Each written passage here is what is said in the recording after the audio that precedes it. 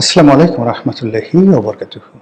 সম্মানিত দর্শক, পররাষ্ট্রমন্ত্রী জনাব খলিলুর রহমান দিল্লি সফরে যাচ্ছেন এপ্রিল মাসের ৭ তারিখে। আর নতুন সরকারের জন্য এই সফরটি অত্যন্ত গুরুত্বপূর্ণ, তাৎপর্যপূর্ণ। এই সফরের ফলে বাংলাদেশের রাজনীতির যে কোর্স অফ অ্যাকশন, এটা পরিবর্তন হয়ে যাবে। আগামী দিনগুলো সরকার কিভাবে চলবে, কারা সরকারের বন্ধু, সরকারের স্থায়িত্বটাই বা কেমন হবে, পার্লামেন্ট কিভাবে চলবে, জামাতের সঙ্গে বিএনপির সম্পর্কটা কোন পর্যায়ে থাকবে, আওয়ামী লীগের ভবিষ্যৎ কি, ভারত বাংলাদেশ সম্পর্কের ভবিষ্যৎ কি, বাংলাদেশের সঙ্গে চীনের সম্পর্ক কেমন হবে, এবং যে ১/১১ কুশীলবদের ধরা হচ্ছে, তারপর ডিপ স্টেট, যে মার্কিন ডিপ স্টেট এর নামে যে সকল কথাবার্তা বলা হচ্ছে, এই সব কিছুরই একটা জিস্ট বা একটা সামারি জনাব খলিলুর রহমান সাহেবের এই সফরে বের হয়ে আসবে। বাংলাদেশে যেহেতু আমরা এই মুহূর্তে রাজনৈতিকভাবে আসলে অতটা ভারতের মতো পরিপক্ক নেই, ফলে জনাব খলিলুর রহমানের এই সফর নিয়ে আমাদের মধ্যে অতটা আবেগ বা উৎকণ্ঠা নেই। আমাদের দেশের পররাষ্ট্রমন্ত্রী চাইতে স্বরাষ্ট্রমন্ত্রীর গুরুত্ব বেশি, এলজিআরডি মন্ত্রীর গুরুত্ব খুবই বেশি। আমাদের দেশে কখনই সেই যাকে বলা হয় নিরাপত্তা উপদেষ্টা ছিল না। খলিলুর রহমান প্রথম গত সরকারের আমলে এসছে। তো এগুলোর যে আসলে ইফেক্ট কি, আফটার ইফেক্ট কি, বা পররাষ্ট্র নীতিতে ভারত বা চীনের সঙ্গে বা আমেরিকার সঙ্গে সম্পর্কের কারণে বা খারাপ সম্পর্কের কারণে আমাদের দেশে কী কী লাভ ক্ষতি হতে পারে, এটা নিয়ে আসলে আমাদের দেশে এরকম চুলচেরা বিশ্লেষণ হয় না। কিংবা ধরুন আমেরিকা যিনি রাষ্ট্রদূত, সেই মিস্টার ক্রিস্টেনসেন, তিনি এসছেন। আবার এই যে বর্তমান ভারতের রাষ্ট্রদূত যিনি আছেন, তিনি চলে যাবেন, নতুন একজন রাষ্ট্রদূত আসার কথা। আমার জানাও তাকে একজন ডিপটি অ্যাম্বাসেডর ছিলেন মিস্টার সঞ্জীব, বাঙালি, তাকে দেয়া হবে, এরকম কথা শোনা যাচ্ছিল। আবার পরে দেখা গেল যে খুব বিখ্যাত ঝানু কূটনীতিবিদ, সাংবাদিক এবং বেসামরিক ব্যক্তি এম জে আকবর একসময় ভারতের সেই ডেপুটি ফরেন মিনিস্টার ছিলেন, তাকে বাংলাদেশে রাষ্ট্রদূত করে পাঠানো হবে, এরকম একটি আলোচনা চলছিল। তো সেক্ষেত্রে এখন পর্যন্ত যে ভারতের মন এবং মানসিকতা, সেই মন মানসিকতাটা আওয়ামী লীগ ছেড়ে বিএনপির দিকে এখনো মোতওয়াজ্জহ হয়নি। কিংবা বাংলাদেশে লস্করে তৈয়বা, অন্য যে সকল সংগঠন রয়েছে তাদের ব্যাপারে ভারতের আতঙ্ক, জামাত সম্পর্কে ভারতের নেতিবাচক মনোভাব, এটা এখনো দূর হয়নি। তো সেই অবস্থাতে যে জনাব খলিলুর রহমান দিল্লিতে যাচ্ছেন এপ্রিল মাসের ৭ তারিখে, এটার পরিণতি কি হতে পারে, প্রতিক্রিয়া কি হতে পারে, কি কি আলোচনা হতে পারে, যতটুকু আমার জ্ঞান আছে সেটা হলো তিনি ভারতের পররাষ্ট্র মন্ত্রণালয়, মানে এসকে জয়শঙ্কর যিনি পররাষ্ট্রমন্ত্রী, তার সঙ্গে বৈঠক করার জন্য যাচ্ছেন। কিন্তু কার্যত তার বৈঠক হবে সেই ভারতের নিরাপত্তা উপদেষ্টা অজিত দোভালের সঙ্গে।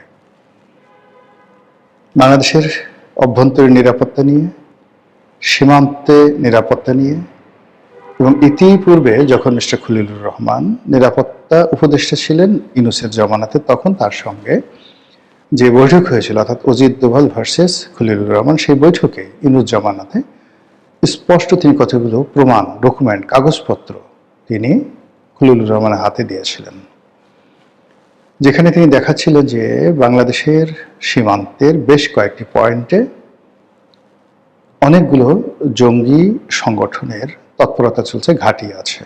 একদম স্যাটেলাইট ইমেজ তার হাতে তুলে দেওয়া হয়েছে বলে ভারতীয় পত্রপত্রিকায় তখন খবর প্রকাশিত হয়েছিল। নাম্বার 1। নাম্বার 2 হলো যে ওই সময়টিতে ডক্টর মোহাম্মদ ইউনূস এই কাজগুলো, যাকে বলা হয়, তিনি প্রমোট করছিলেন। খলিলুর রহমান চেষ্টা করা সত্ত্বেও কিছুই করতে পারেননি। এখন এই বর্তমান পরিবর্তিত পরিস্থিতিতে তারেক রহমান সাহেব সরকারের ভূমিকা কি, মনোভাব কি, এটা স্পষ্ট হওয়া দরকার এবং এই কাজটি অজিত দোভালের সাথে তার একটা সরাসরি আলোচনা হতে হবে। এটা গেল একটি ঘটনা। আরেকটি ঘটনা হলো যে আওয়ামী লীগের বিরুদ্ধে যে সকল ব্যবস্থা সাবেক সরকার অর্থাৎ অন্তর্বর্তীকালীন সরকার নিয়েছিল সেগুলো কি বর্তমান জামানাতে চালু থাকবে?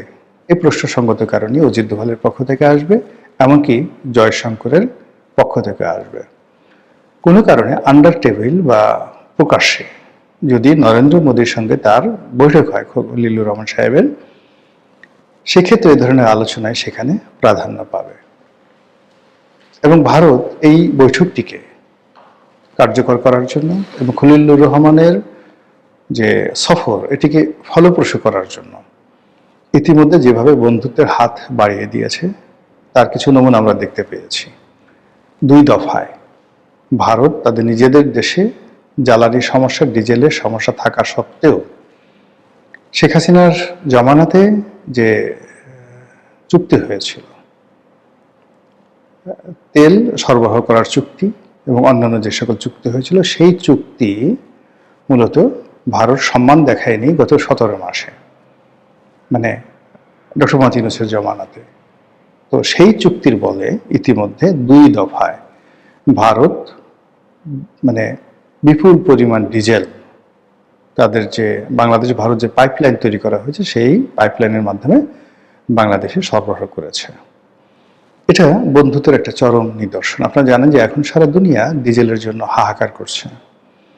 আমরা এতদিন পেট্রোল করে কান্নাকাটি করেছি, কিন্তু এখন এই যে এই মুহূর্তে সারা বাংলাদেশের ডিজেলের যে ক্রাইসিস শুরু হয়েছে, সেই ক্রাইসিসের কারণে যারা জেলে তারা মাছ ধরার জন্য সমুদ্রে যেতে পারছে না, নদীতে যেতে পারছে না। ফলে কদিন আপনি দেখবেন যে মাছ পাওয়া যাচ্ছে না।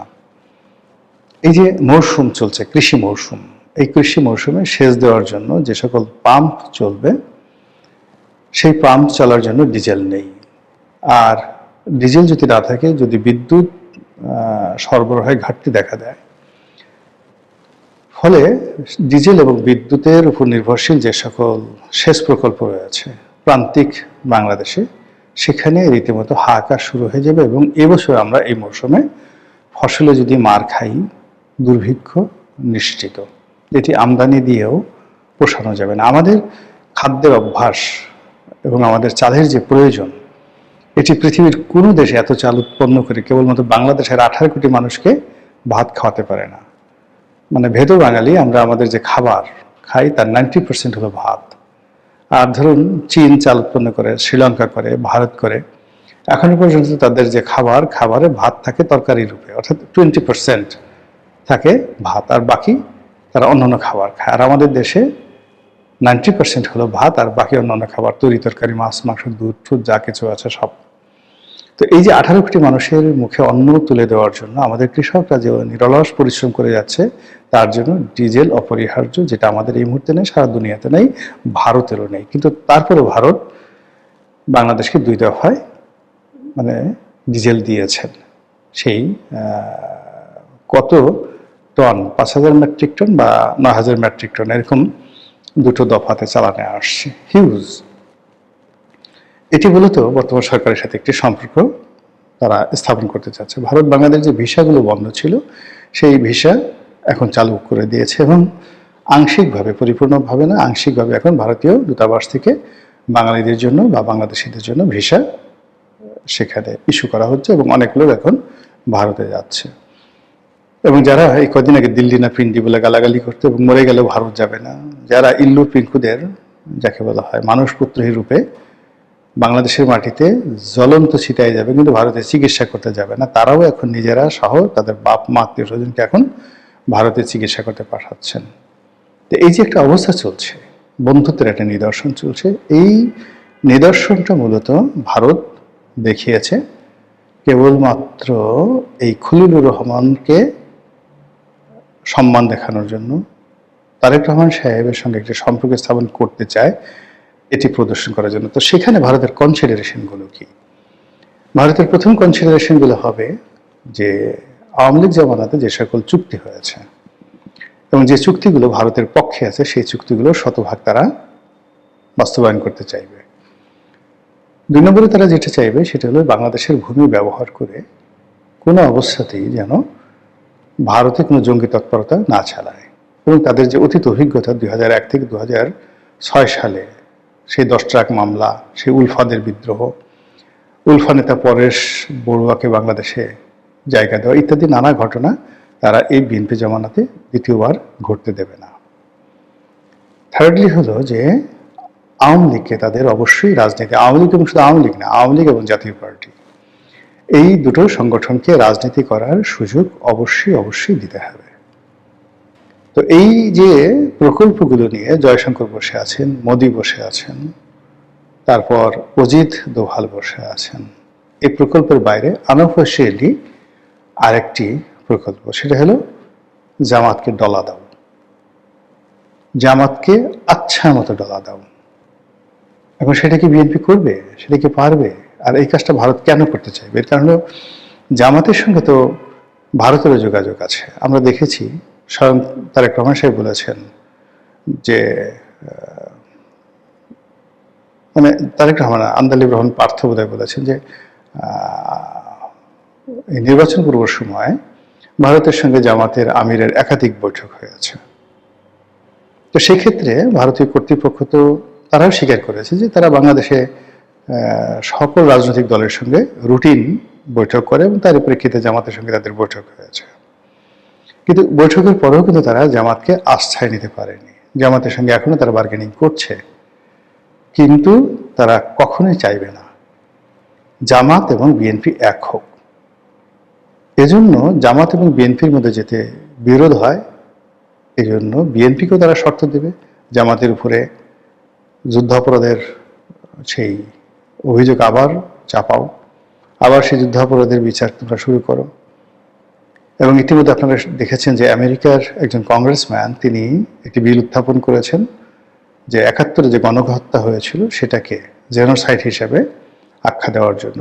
এটা যদি হয়ে যায় তাহলে জামাত থেকে শুরু করে তাদের যত রকম দলিল দস্তাবেজ কাজকর্ম সবই কিন্তু যে আমেরিকার ট্রেজারি ডিপার্টমেন্টের নিষেধাজ্ঞার মধ্যে পড়বে, এবং এর সঙ্গে ভারতের লিঙ্কেজ আছে। তো ভারত চাচ্ছে যে কোনো অবস্থাতে যেন জামাতের সাথে বিএনপির সাথে সম্পর্ক না হয়। এখন সেইটা তারা বিএনপিকে চাপ দিচ্ছে, তুমি তাদেরকে ধরো, মারো, কাটো, জুলুম অত্যাচার করো, যাইছে তাই করো, এটা স্বাভাবিক। আর জামাতকে তারা বলছে যে বিএনপির ধারে কাছে যাবে না, তারেক রহমানকে বুড়ো আঙ্গুল দেখাও, আওয়ামী লীগের জন্য স্পেস তৈরি করো, আওয়ামী লীগের সঙ্গে ঐক্য করো, আর আমাদের কাছ থেকে ব্ল্যাঙ্ক চেক নাও। এই যে চাণক্য নীতি, সেই চাণক্য নীতির যে ফার্স্ট অ্যাসিড টেস্ট, এটি হতে যাচ্ছে এপ্রিল মাসের 7 তারিখের যে সফর খলিলুর রহমান, সেই সফরের মাধ্যমে। আমাদের পররাষ্ট্রমন্ত্রীকে পারবেন এই চাপ সামাল দিতে? কিংবা নতুন সরকার কি এই চাপগুলো ডিপ্লোম্যাটিক্যালি মোকাবেলা করতে পারবে, নাকি তারা health card, family card, petrol card, খাল কাটা, দ্বিতীয় পদ্মা সেতু, তারপর দ্বিতীয় যমুনা সেতু, তারপরে সারা বাংলাদেশে প্রাইমারি স্কুলে বিনামূল্যে পোশাক বিতরণ ইত্যাদি যে জনপ্রিয় প্রকল্পগুলো তাদের রয়েছে, এইগুলো দিয়েই তারা আগামীতে দেশ চালাবেন, ক্ষমতায় থাকবেন, এটাই তাদের জন্য যথেষ্ট কিনা, বা এর বাইরে যে বিষয়গুলো ভারতের ব্যাপারে বললাম এটাকে তারা কতটা গুরুত্ব দেন, এই দুয়ের সমন্বয়ের উপর নির্ভর করবে আগামী দিনে বিএনপি এদেশের রাজনীতিতে কিভাবে টিকে থাকবে। মহান আল্লাহ